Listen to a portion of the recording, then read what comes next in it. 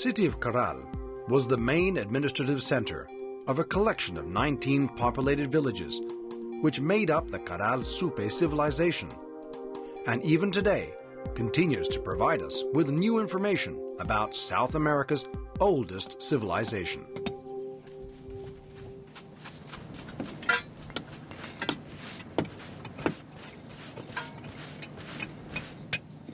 Caral appeared around the year 2900 BC and was the home of a pre-ceramic civilization that based its existence on trade. Initially, it exchanged the cotton it cultivated for products from the sea that came from coastal villages. Little by little, its area of commercial influence grew to include what is today part of Ecuador and even the highland jungle. Evidence of this is the different marine, Andean, and Amazonian products that have been found during the excavation. Fish and shellfish from the coast, Ecuadorian shellfish like the spondylus, mollusks and natural plants from the jungle like anato and gourds, and vegetable remains from the highlands like cacti and the yoke tree, as well as birds like the red-billed parakeets and condors. The Caral Supe civilization based its organization on religion. The authorities were high priests, and they performed rituals and celebrations to organize the specialized labors of the inhabitants and to maintain social order, something that permitted them a high degree of development. Fire and music were employed in their massive religious ceremonies.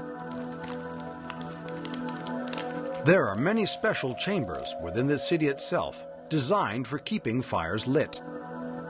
And archaeologists have also discovered musical instruments made of animal bones that were used in the various rituals. The Caral Supe civilization also stands out for the scientific knowledge that they developed and applied to agricultural techniques, building irrigation canals and agricultural terraces, genetics, textiles. They created clothing and tools for the industry. Natural medicine. They used plants to treat aches and pains.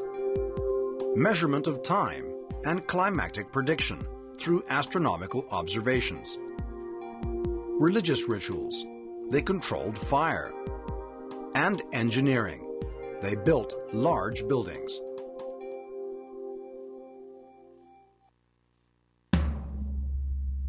The main constructions in Caral are large pyramid-shaped buildings and public plazas, where they performed the grand religious ceremonies.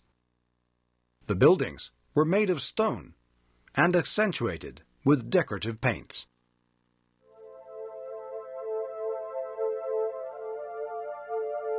Besides the public buildings, there were two distinct types of very large residential districts discovered in Caral.